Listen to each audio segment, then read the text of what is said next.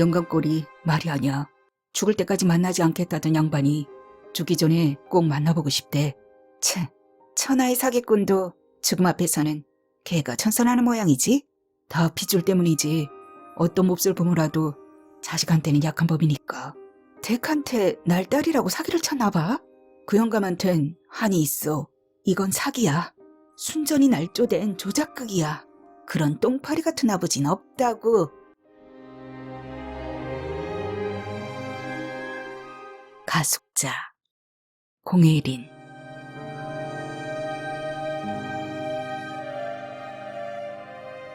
그 여자는 저녁이면 곱게 화장을 하고 순백의 실크 드레스나 핑크빛 울 원피스로 몸을 감싼다.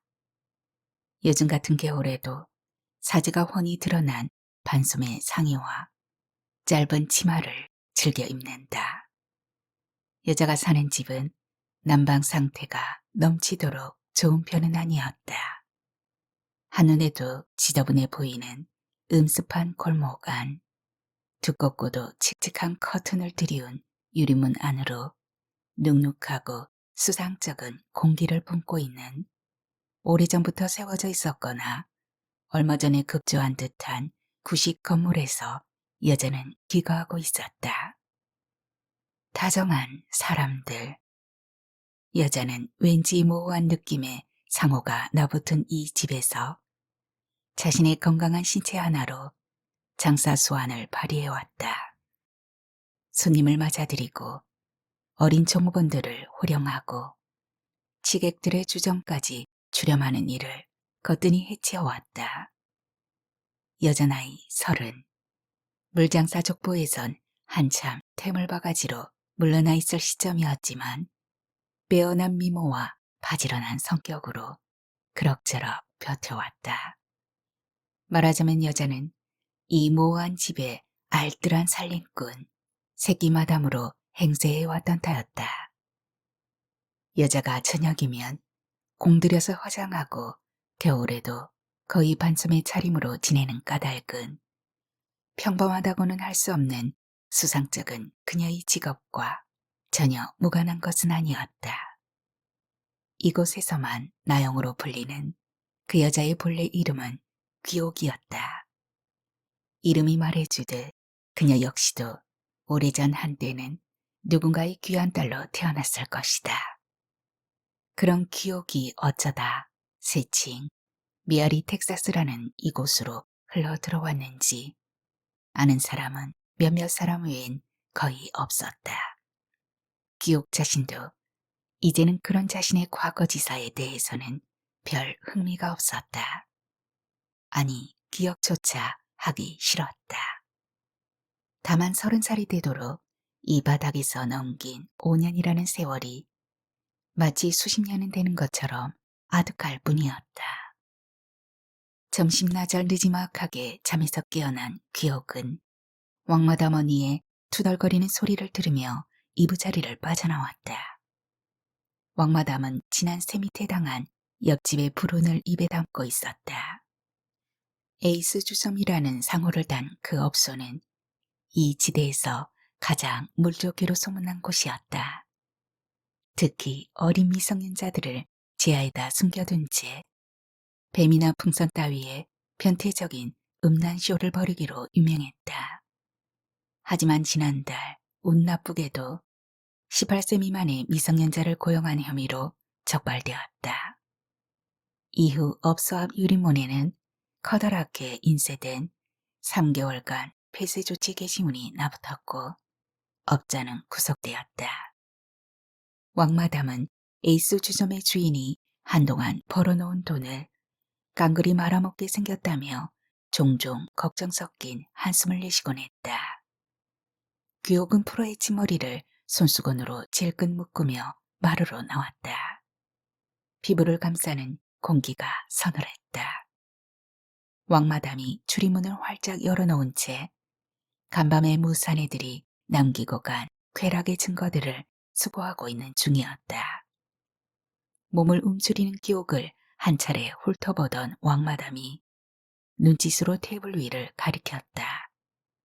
그다지 특이할 것 없는 24절지 종이 한 장이 얹어져 있었다. 하지만 왕마담의 심상찮은 표정이 내심 걸렸던 귀옥은 떨떠름한 표정으로 그것을 집어들었다. 굵은 고딕체의 글자가 눈을 찔렀다. 성명 이귀옥, 생년월일 69년 1월 17일, 주소 성북구 화월곡동 88-652. 귀하에게 전달할 사항이 있으니 빠른 시일 내에 주민센터로 나와 주십시오. 뭐야?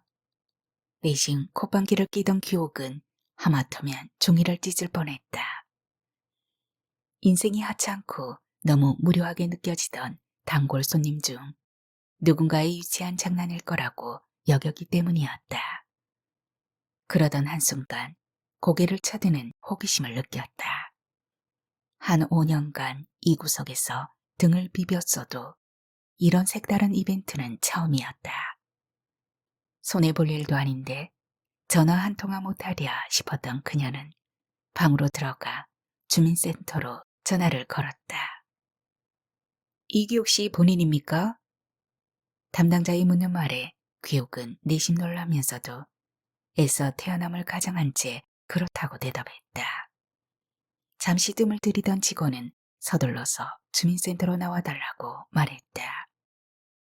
약간의 진지함과 은밀함이 녹아있는 말투였지만 누군가의 장난이 아닌 것만은 확실했다.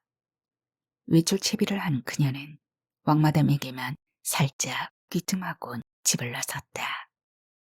주민센터는 제법 떨어져 있었다. 추운 겨울이라 걷기엔 벅차지만 택시를 타기에도 어중간한 거리였다.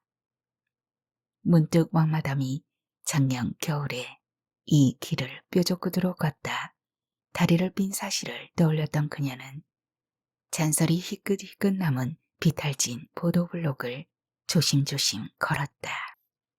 머릿속은 궁금증으로 들끓었다. 주민센터에서 대체 무슨 일이람?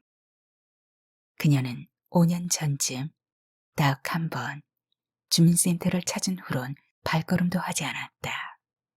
당시 그녀는 이 씨를 찾느라고 수치심도 잊은 채 주민센터며 인근의 경찰서를 쫓아다녔다. 그녀 자신이 받을 목돈을 중간에서 가로채서 달아난 사기꾼이라며 아무나 잡고 하소연했다. 남자 직원들은 귀옥을 음험한 눈빛과 느글거리는 조소로 대했지만 그녀는 아랑곳하지 않았다. 다만 허기진 사람처럼 칼을 갈았다. 찌르면 금방이라도 선열이 낭자할 잘 벼른 그것의 날을 서슬퍼렇게 세웠다. 주민센터 안은 그때나 별반 달라진 게 없었다. 직원들의 자리는 무 뽑힌 듯 숭숭 비어 있었고 젊은 여직원 한 사람만 복사기 앞을 지키고 있었다. 귀옥은 방문객을 위한 커피 자판기와 고무나무 대형 화분이 자리 잡고 있는 실내 코너에서 잠시 기다렸다. 이윽고 뜨거운 유자차를 마시며 창구에 나타난 담당자는 귀옥의 전신을 한 차례 훑어보았다. 모멸감이 벌레처럼 스멀거리며 지나갔지만 귀옥은 애써 무심한 표정을 지었다. 코끼리의 두꺼운 가죽을 둘러쓰라. 한 5년간 그녀가 이 바닥에서 구르며 귀가 따갑도록 들었던 경구 덕분이었다. 예금 통장은 있죠? 귀옥은 의아한 표정으로 담당자를 바라보았다. 하루 한 번씩 인근의 은행 직원들이 수금을 나올 때마다 집어넣던 손때 묻은 통장. 수채 냄새 질퍽한 골목을 돌며 돈을 챙겨가던 그들의 손에 익은 통장이 있긴 했지만 그것이 왜 필요할까 싶었다. 주민센터에서 주민들의 은행 통장까지 체크하는 업무를 맡았나? 귀옥의 뜨악한 표정을 보던 담당자는 그제서야 아 하는 소리를 내곤 자초지종을 털어놓았다. 어느 독재가가 찾아와서 귀옥 씨에게 후원금을 맡겼어요. 자신의 신분에 대해선 절대 알려고 하지 말아달라는 부탁이 있어서. 독지가라뇨? 그 말을 내뱉은 귀옥은 담당자를 멀거니 쏘아보았다. 사람을 놀리는 것도 유분수지. 번지수가 틀려도 한참 틀렸다는 생각으로 은근슬쩍 기분이 상했다. 다정한 사람들의 새끼 마담에게 독지가 따위는 먼 나라 이야기였다. 외계인이 아닌 바에야 그런 얼토당토하는 일을 벌일 사람이 이 지구상에 존재할 리 없었다. 사람을 잘못 찾았나 봅니다. 귀옥의 말에 복사기업 여직원이 흘끔 바라보는 듯 했다.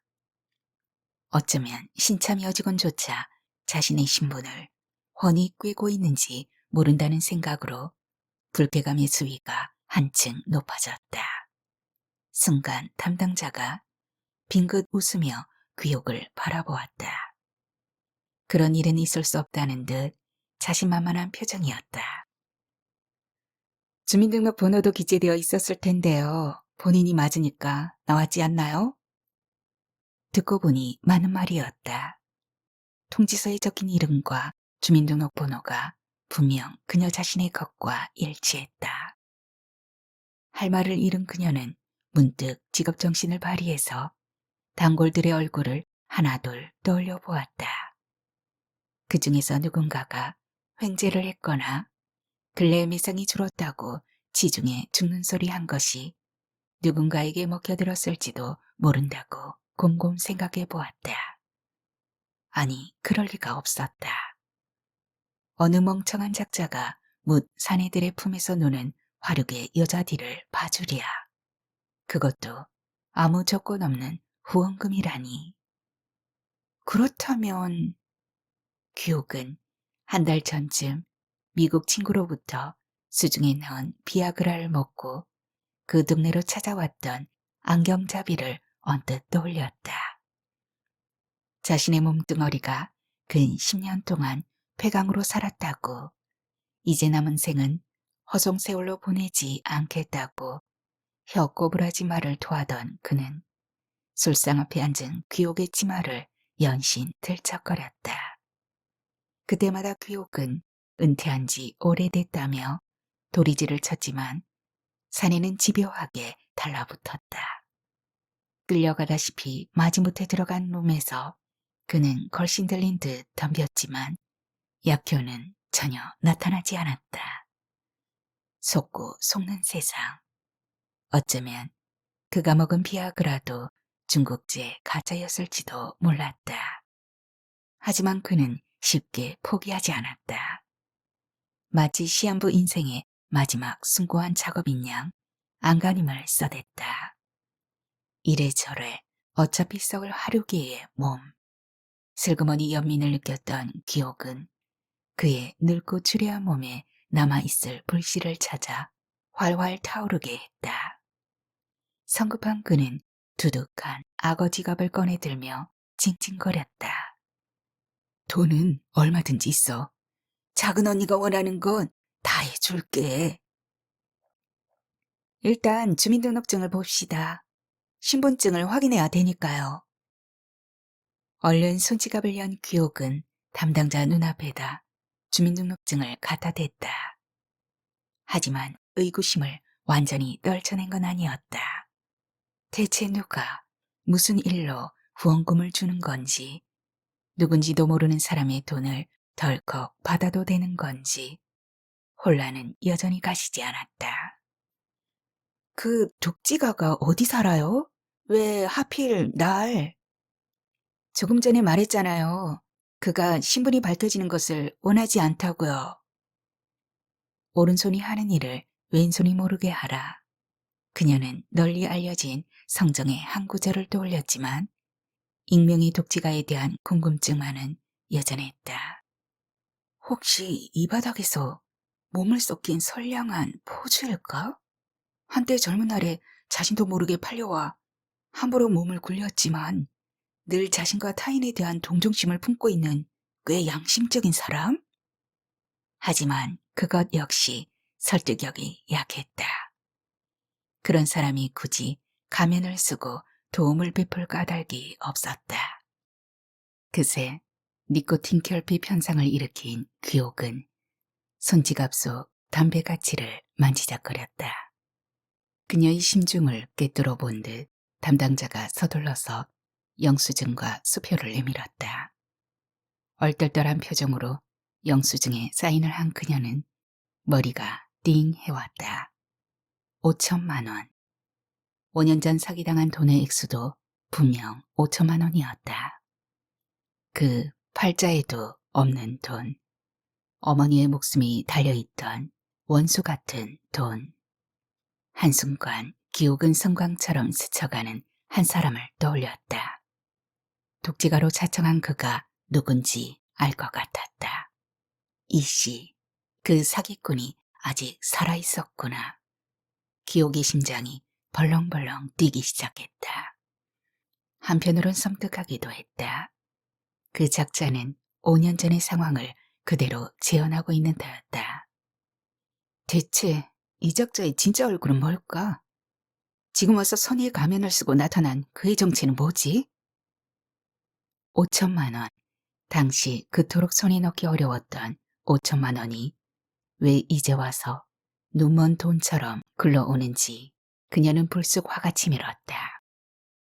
하지만 신체 일부와도 맞바꿀 만한 돈이 절박했던 그때와는 달리 이제는 자신의 홀몸 정도는 추스를 수 있는 돈을 모았다. 도깨비한테 홀린 듯 멍한 표정으로 주민센터를 나온 그녀는 은행과는 정반대인 자신의 좁고 습습한 방을 향해 걸음을 옮겼다. 인생에서 아주 큰 사건이 몇 번 일어난다면 아마 그날이 그런 날 중에 하나였을 것이다. 5년 전 겨울 귀옥이 자신의 언손에다 호호 입김을 불어넣으며 기름역에 도착했을 때 첫눈이 몇 발 흩날리고 있었다. 첫눈을 상스럽게 여기던 그녀는 내심 좋은 징조로 여겼다. 엄마, 조금만 더 기다리세요. 상기된 얼굴로 잿빛 하늘을 올려다보던 그녀는 흘러내린 머플러를 단단히 둘러매며 발걸음을 재촉했다. 이 씨와 약속한 장소는 기름역에서 미아상거리 방향으로 몇 미터쯤 떨어진 고가다리 및 은지차 집이었다. 그곳 주인으로부터 기옥은 고향의 엄마를 살릴 수 있는 목숨처럼 귀한 돈 5천만 원을 받기로 되어 있었다. 20살의 상경에 가방 공장에서 뼈바지게 일한 귀옥이었으나 돈은 좀처럼 굳히지 않았다. 고향으로 붙이는 엄마의 약값을 빼고 나면 남는 건 거의 푼돈뿐이었다. 그럼에도 엄마의 병은 차도가 없었고 점점 중증의 소화불량에 시달렸다. 뒤늦게 찾았던 큰 병원에서는 간암말기라는 청천벽력 같은 진단과 함께 시급히 간 이식 수술을 해야만 목숨을 건질 수 있다는 통보를 했다.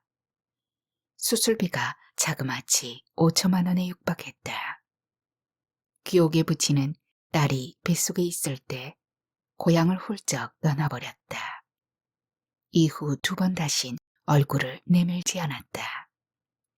기옥은 젊은 날의 모습을 담은 사진 외엔 아버지 얼굴을 본 적이 없었지만 단 한 번도 원망하거나 미워하지 않았다. 고향으로 돌아오지 못할 무슨 사정이 있을 거라고 언젠가는 꼭 만나게 될 거라고 굳게 믿었다.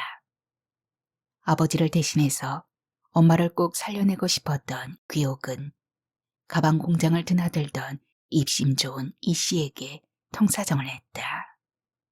그는 같은 고향 사투리를 쓰는 늑수구레한 배불뚝이 사내였다.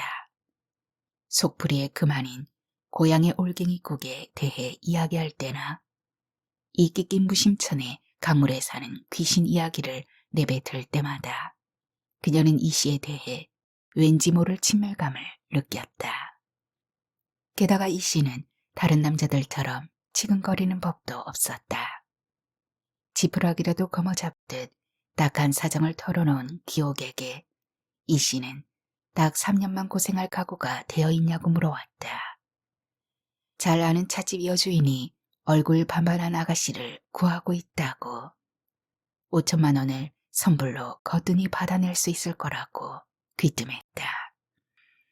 귀가 솔깃해졌던 그녀는 엄마를 살릴 수 있다면 3년이 아니라 30년이라도 몸 바쳐 고생하겠다며 소천사 같은 이 씨에게 매달렸다.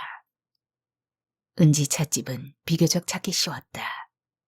고가도로 조금 못 미쳐서 오른쪽 골목의 입구에 버티고 있는 간판이 쉽게 눈에 띄었다. 말이 찻집이지 근처에 즐비한 요상한 술집의 분위기와 다를 바 없었다. 알록달록한 꼬마색 등, 모서리가 떨어져 나간 싸구려 간판, 너절하게 드리워진 오색 빛깔의 조야한 발등이 외로운 길손을 유혹하고 있는 곳. 유리문 앞에 선 귀옥은 잠시 주춤했다. 술집이라는 걸 뻔히 알면서도 굳이 차집이라고 말한 이 씨가 괘씸했지만 쉬 발길을 돌릴 수 없었다. 벼 이삭처럼 누렇게 뜬 어머 얼굴을 외면할 수 없어서였다. 망고끼 마냥 드리워진 오색발 아래로 들어선 귀옥은 먼저 와서 기다리고 있는 이 씨를 발견했다. 반색을 하며 자리에서 일어선 그는 귀옥을 향해 잠시 기다리라고 말한 뒤 밖으로 나갔고 이후 한참 동안 콧배기를 보이지 않았다. 얼마 후 눈에 불을 켜고 들이닥친 40대 여인이 고래고래 소리를 질렀다. 그녀는 근처 다정한 사람들이라는 술집의 주인이었고 기옥은 그녀를 통해 이 씨가 은지 차집 마당과 중간에서 돈을 가로채서 주랭랑을 쳤다는 사실을 알게 되었다. 기옥을 소개한 곳도 은지 차집이 아니라 다정한 사람들이라는 술집이라고 했다. 이 씨는 두 여자를 동시에 사기친 셈이었다. 늙은 것이 배은망덕하다며 시골에서 무작정 상경한 오갈 데 없는 노숙자를 피부치처럼 밥 먹여주고 입혀주었더니 뒤통수를 쳤다며 분통을 터뜨리던 그녀는 어디론가 전화를 걸었다. 잠시 후 떡집 좋은 남자가 은지찻집 안으로 들어섰고 그는 사색이 다 된 채 울고 있는 기옥을 일으켜 세웠다. 그날 이후 기옥은 날개를 꺾인 새처럼 유리 진열장 안에 가두어졌다. 이 씨가 가로챈 5천만 원을 갚을 때까지 다정한 사람들에서 무조건 일해야만 했다. 처음 한동안 기옥은 툭 건드리기만 하면 울음보를 터뜨렸다. 옆방에서 새어나오는 남정네들의 혀 꼬부라진 말소리와 여자들의 해픈 웃음소리만 들어도 귀를 틀어막았고 수시로 방바닥을 떼굴떼굴 구르며 몸부림을 쳤다. 외출도 마음대로 할 수 없었다. 몇 발짝만 옮겨도 떡집 좋은 남자의 눈길이 일일이 그녀를 따라다녔다. 그러나 무엇보다 돈을 다 갚을 때까진 한 통의 전화마저 걸 수 없다는 사실이 그녀를 절망케 했다. 이제나 저제나 소식을 기다릴 엄마 생각으로 가슴 태우던 그녀는 일주일 후부터 체념을 했다. 대신 친절한 왕마담이 빌려준 드레스와 화장품으로 몸단장을 하고선 룸으로 들어가 지근덕거리는 남자들의 청을 들어주고 해픈 웃음을 파는 일을 서투르게나마 익혀나갔다. 현실과 털판 대신 그녀는 속으로 우라병을 앓았다. 몸속으로 자꾸 곰팡이가 끼는 것 같았다. 그럴수록 이 씨를 찾고 말리라는 복수심에 불타올랐다. 다행히 얼굴 반반한 귀옥은 누구보다 호명 손님이 많아 1년 만에 빚을 다 갚을 수 있었다. 마음만 먹으면 그곳을 떠날 수도 있었지만 귀옥은 그대로 눌러 앉았다. 아예 그곳의 어둑한 방이나 눅눅한 요 이불처럼 머무르고 있을 작정이었다. 그 모두 이 씨를 찾기 위해서였다. 뒤늦게 고향집으로 전화를 걸었으나 불통이었다. 여기저기 친척들을 수소문해서 어머니의 사망 소식을 전해 들은 귀옥은 강소재를 들이키며 칼을 갈았다. 이 씨를 잡아 주리를 틀고 말 것이다. 오로지 그 생각만이 귀옥을 지탱해 주었다.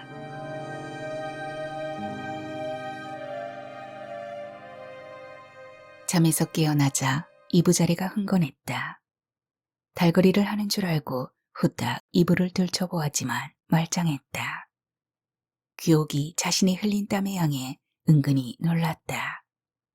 누운 자리가 이토록 질퍽해 보기는 처음이었다.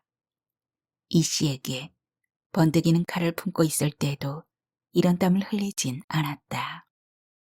그제야 귀옥은 꿈을 떠올렸다. 돈 5천만 원이 든 검은색 손가방을 들고 숨차게 고가도로 위를 달리는 꿈이었다. 바로 그 뒤를 칼을 움켜쥔 이 씨가 따라붙고 있었다. 그녀는 숨이 턱까지 찼고 심장에서 경련이 일어났다. 바로 그 순간 고가다리 한 부분이 뭉텅 잘려나가 버렸고 그녀는 다리 아래로 사정없이 내동댕이 쳐졌다.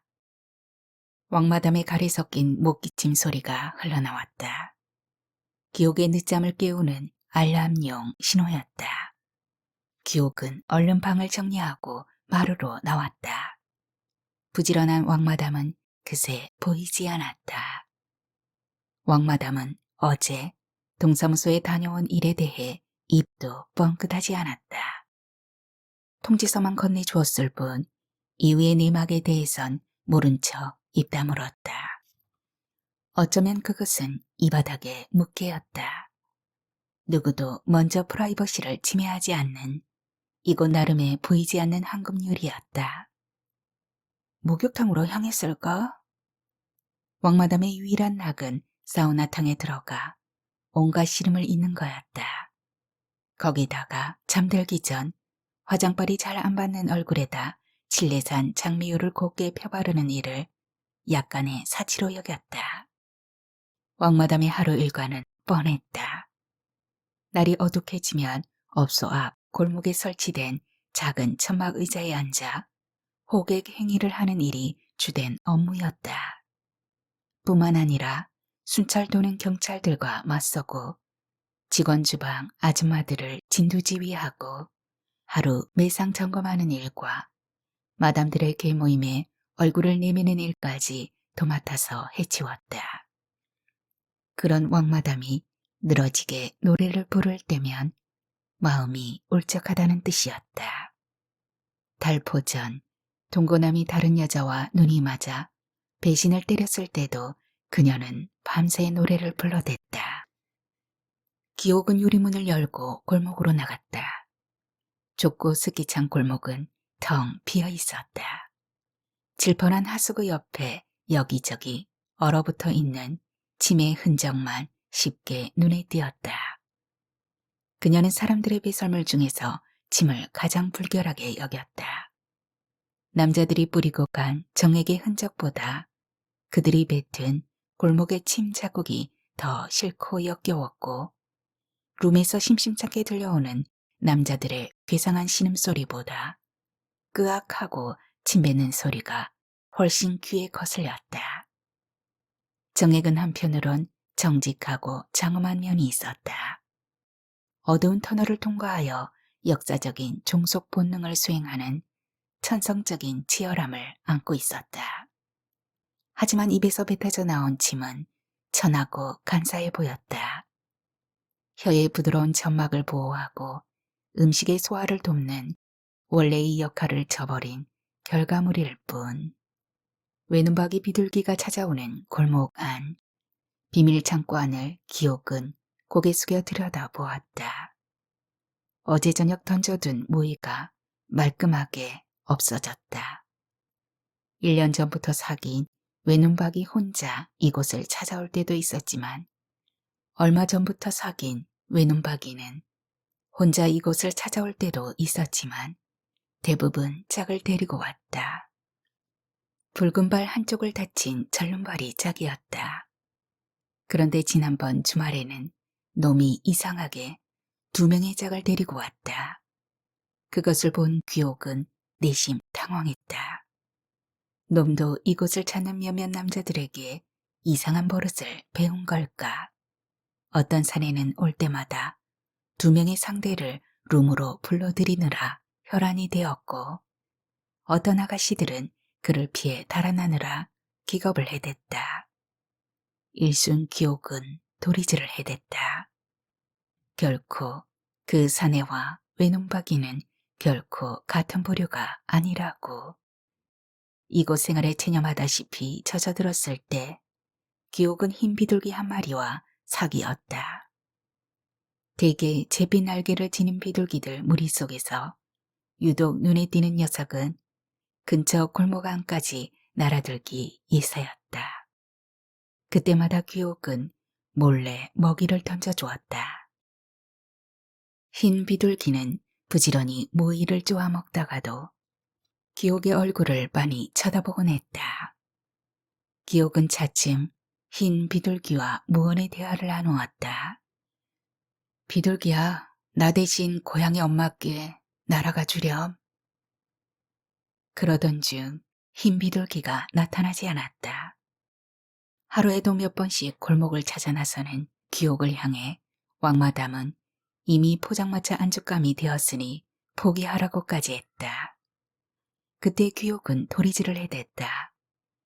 녀석이 틀림없이 고향에 엄마께 날아갔을 거라고.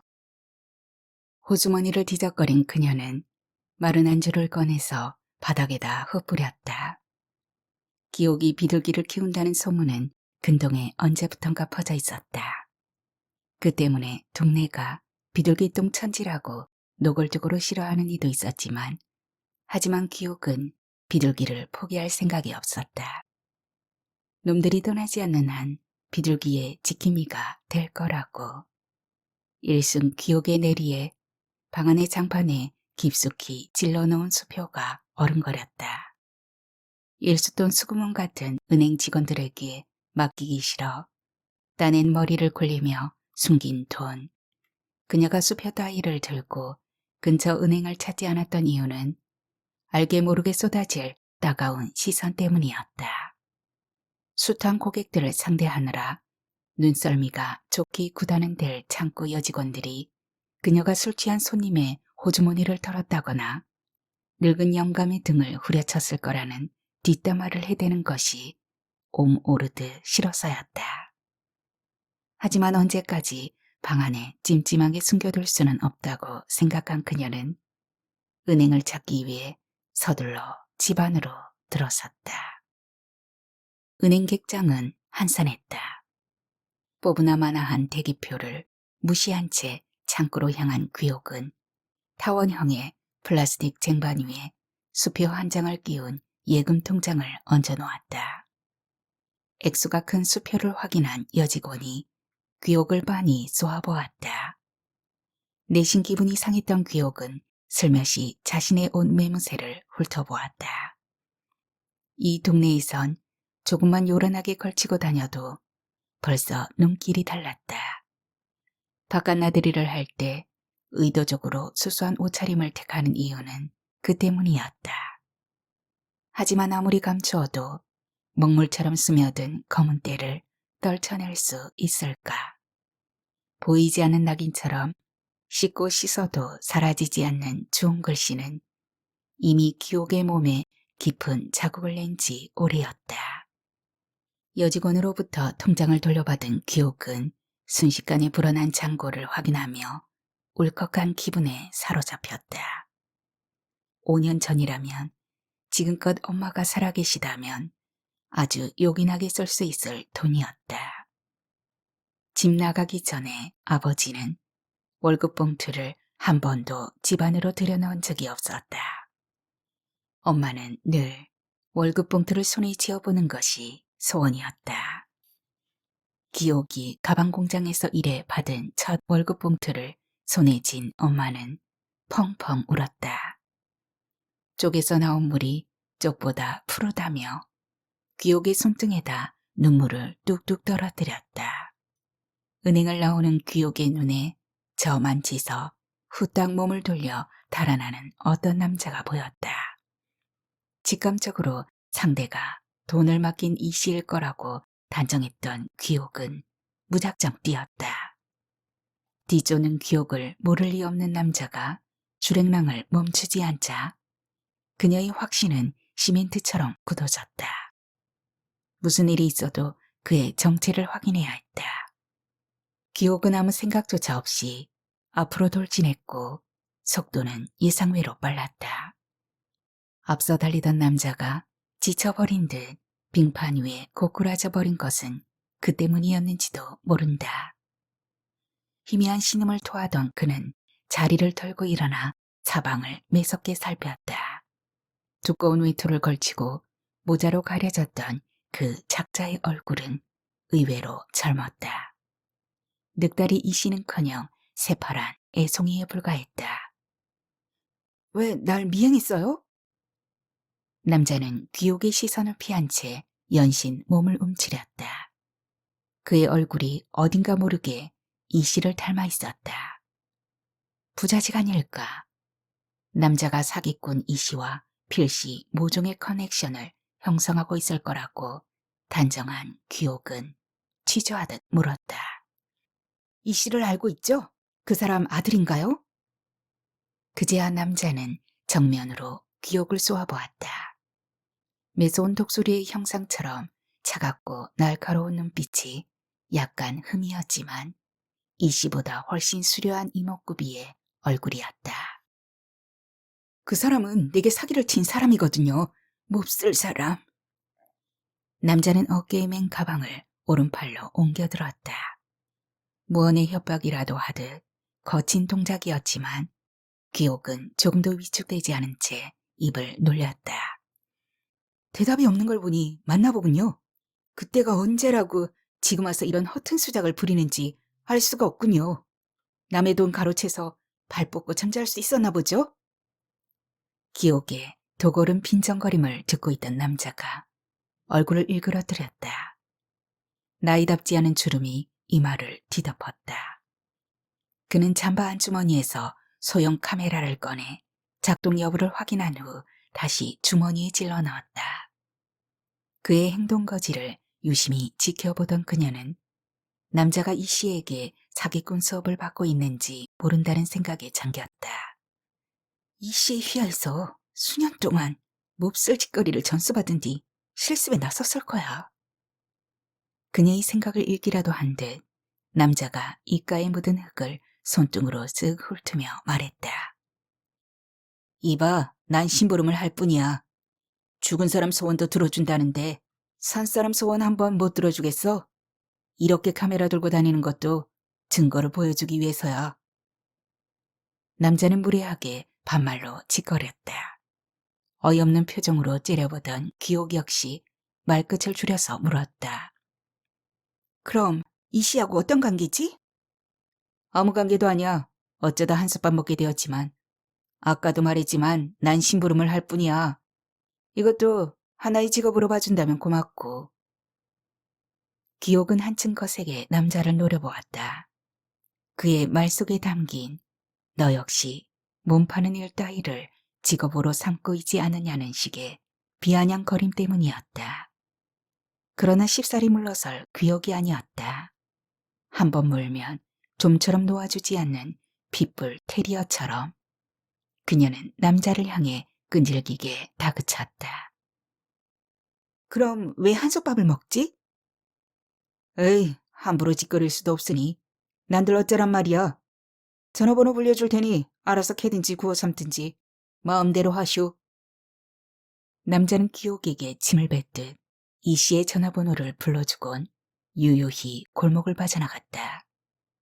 손바닥에 휘갈긴 아라비아 숫자를 유심히 들여다보던 그녀는 비밀의 문을 여는 암호를 알아낸 듯 서둘러서 전화를 걸었다.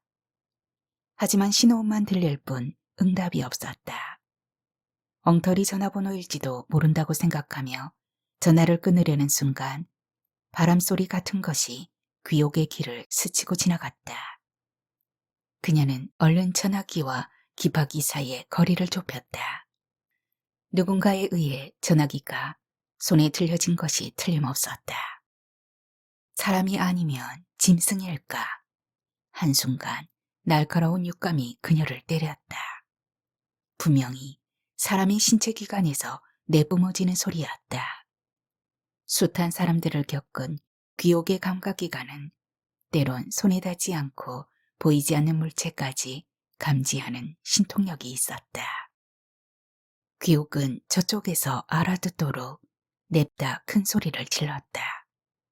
하지만 여전히 바람소리만 윙윙 전선을 타고 울어댈 뿐 무응답이었다.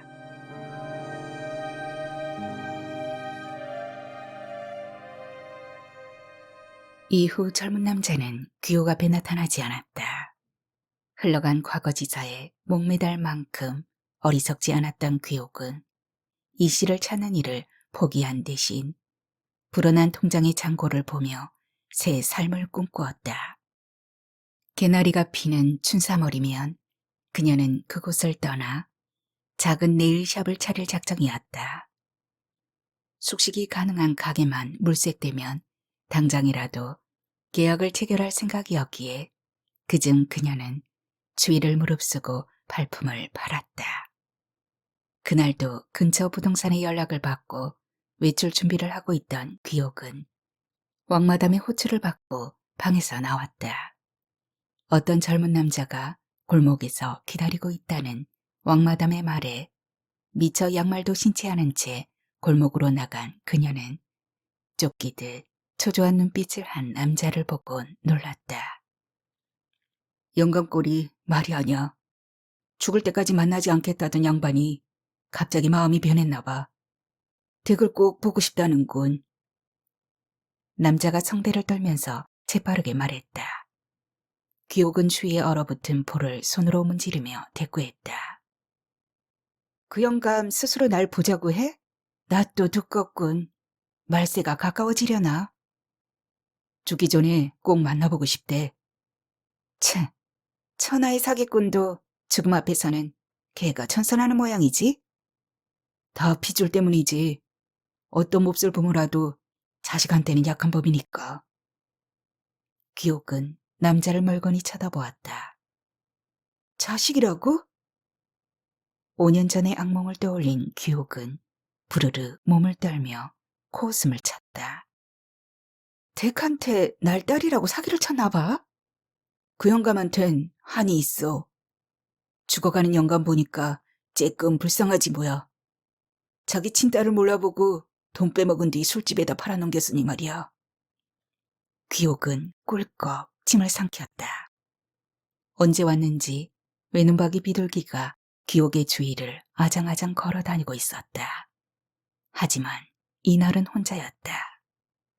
집을 나간 아버지 때문에 늘 혼자였던 엄마를 문득 떠올리던 그녀는 남자의 멱살을 세게 잡았다. 자식, 지금 뭘 하고 씨부렁대는 거야? 그 영감이 내 아버지란 말이야? 내게 아버지 따윈 없어. 더군다나 그런 똥파리 같은 아버지는 없다고. 잠시 목을 맡기고 있던 남자가 그녀의 팔을 휙 뿌리치며 입을 놀렸다. 재수없게 왜 이래? 영감 사정이 딱해서 여기까지 힘들게 찾아왔더니 기껏 봉변을 당해야 쓰겠어? 이봐, 정 그렇다면 직접 가서 확인해보면 되잖아. 남자는 고장난 오토바이처럼 툴툴거리며 골목을 빠져나갔다. 잠시 휘청거리던 귀옥은 반팔 셔츠 차림으로 그를 쫓았다. 매서운 바람이 그녀를 한 차례 몰아쳤다. 환승주차장 안에서 자동차의 문을 열던 남자가 뒤따라온 귀옥을 보며 씩 웃었다. 차가 향한 곳은 마른 담쟁이 넝쿨이 사방의 벽을 에워싼 아담한 집 앞이었다. 남자는 손바닥만한 마당을 지나 현관으로 성큼 들어섰다. 귀옥이 뒤따라 들어섰을 때 실내에서 지린내가 확 풍겼다. 미간을 찌푸리는 그녀에게 어디선가 귀에 익은 소리가 들렸다. 바람소리인 듯 쇳소리인 듯 미묘한 음의 파동. 언젠가 전화기에서 터져나왔던 바로 그 소리였다. 남자를 따라 방 안으로 들어선 그녀는 너덜한 요위에 누워 빠르게 숨을 내쉬고 있는 늙은 사내의 얼굴을 보곤 말문을 잃었다. 상한 생선처럼 허물어진 채 악취를 풍기고 있는 그는 틀림없는 이 씨였다. 얼마 전 호적을 정리하러 고향에 들렀다가 폐가에서 사진을 보게 되었다나. 기옥은 자신의 몸뚱어리가 태엽 속으로 쏜살같이 감겨드는 듯했다. 하얀 백지 상태가 된 머릿속엔 다만 오래전 보고 또 보았던 젊은 날의 아버지 사진이 펼쳐져 있었다. 그 옆에 나란히 붙여졌던 20살 기옥의 사진. 일순 눈을 똑바로 치켜든 영감이 몇 번 입을 달싹거렸다. 하지만 숨소리만 거세게 들릴 뿐 무슨 말인지 도통 알아들을 수 없었다. 뭔가 말 좀 해봐. 다 죽어가는 영감 편히 가시도록 해줘야지. 젊은 남자가 귀옥의 어깨를 툭 치며 채근했다. 입술조차 달싹거리지 못하던 그녀는 외려 방을 뛰쳐나와 버렸다. 이건 사기야.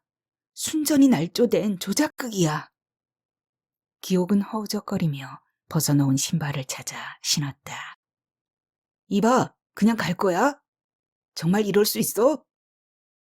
뒤따라 나온 남자가 서운하다는 투로 온을 뗐지만 그녀는 매몰차게 현관을 나섰다.